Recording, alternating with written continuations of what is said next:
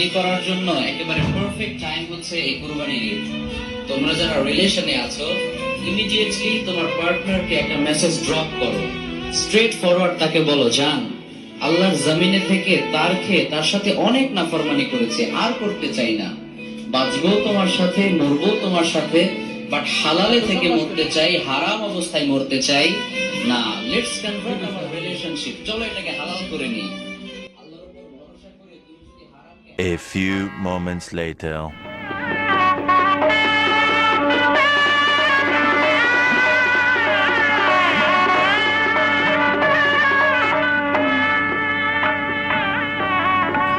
একশো কোটি টাকা দেন মহরে, বউ কবুল বলেন। বউর কবুল বলতে কোন কবুল কবুল, বউ কবুল বলে না কে, কোন কবুল বলতে? বউ বলো কবুল। কবুল কবুল কবুল। আলহামদুলিল্লাহ। আলহামদুলিল্লাহ। যাক, বউ কবুল কইছে।